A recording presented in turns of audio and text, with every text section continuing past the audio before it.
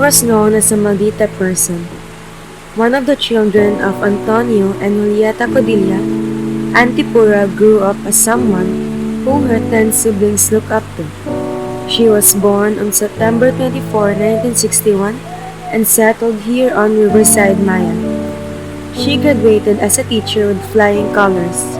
And what I meant with that was she really has the heart of an educator because despite of her situation, her last words to me was still all about education. Ipadayo ng pagskwela.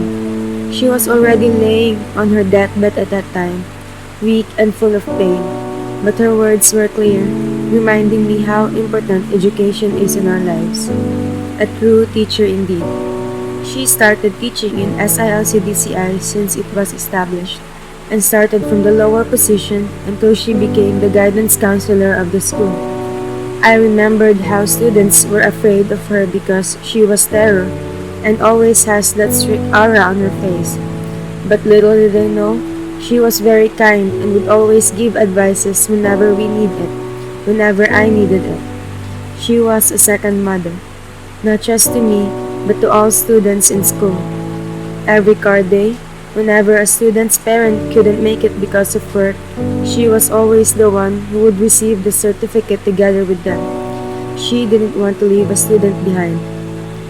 Auntie Pura was not just a teacher, but also a woman of God. She served as a psalmist, and even though she doesn't always go to church every Sunday, her faith in God remained unbreakable. It was unbreakable because when times started to get rough for her, she constantly hoped for the God of the heavens without a single doubt. She didn't have a family of her own, but she has a grandson named Birdie, who she treated as her own son. Everyone witnessed how she loved and cared for him. Every birthday, she was there to celebrate it with him. Every recognition, she was the one who would hang the medal of Birdie around his neck.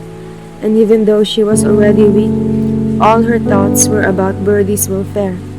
God gave him a chance to become a mother, and not just a second mother to every student. God gave him a chance to see him again before she died on September 2, 2022. Auntie Pura was a fighter. She was alone when she went to the city for her checkup. She was alone when she got diagnosed with a disease. She was alone when she got admitted in St. Vincent Hospital, only to be accompanied by a nurse.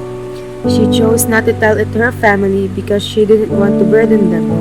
She was alone, but all the struggles of her situation at that time didn't broke her because she was a fighter of her own. I could think a lot of words to describe her relating to brave, because she really was the epitome of a person with no fears. When the doctor told her the operation is risky, she didn't have second thoughts on agreeing to be operated because she was very hopeful. She wanted to live a long life. She wanted to teach again. She wanted to see Birdie, her son, a successful person someday. But life, no matter how we want it to favor us, it just doesn't go to the way we planned. On the night of September 1, her sister already forced us to call an ambulance because Auntie Pura wants to go back here on Riverside, on her home. She was already weak when they arrived, but she still lasted for a day, even laughed again with her cousins, even promised me she'll still be there whenever I'll go home from school. She knew her time on this world is almost up, but she cherished her last moments together with her family before she closed her eyes without the look of pain on her face. As I said, she was a woman of God. God constantly gave her chances. He gave him a chance to have a peaceful death as her soul left her body on September 2, 2022 and flew to paradise. She was known as a maldita person, but with a soft heart on the inside. That even though she was already struggling to live, she still chose to think of other people, which is her family. Pura, thank you for the good deeds you have taught us, for inspiring us with the importance of education, for being our second mother, for being that sister who your siblings look up to, for being maldita with a soft heart, and for simply being you. Even though you are already gone in this world, you will remain in our hearts and thoughts as we go forward with our journey in life. Your legacy, your teachings, your words, and you, yourself, will never be forgotten. We will miss you forever, like how the stars miss the sky in the morning sun. No words can express how much you inspired us with life. Shine brightly, Ninang. You will always be remembered.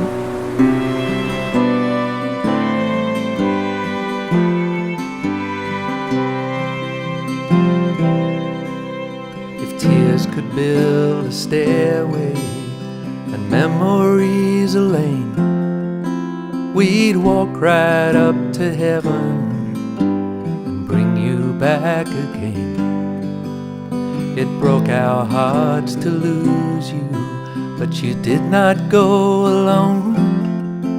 For part of us went with you the day God called you home. God looked around his garden and he found an empty place. Then he looked down upon the earth and he saw your precious face. He put his arms around you and he lifted you to rest.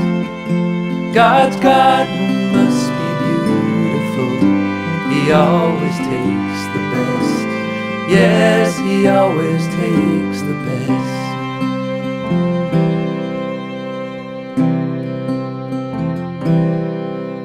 We knew that you were suffering. We knew you were in pain. We knew you'd never get well on this earth again. So he closed your weary eyes and he whispered, peace be thine. Then he took you up to heaven, so gentle and so kind.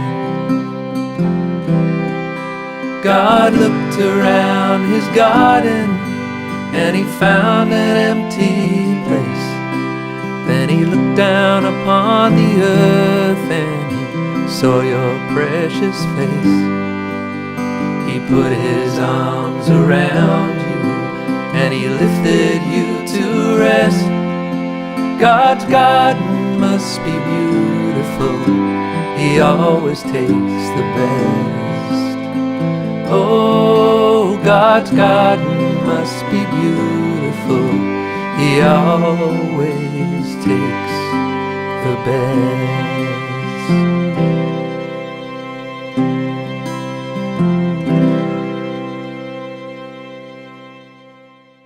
We will miss you forever, like how the stars miss the sky in the morning sun.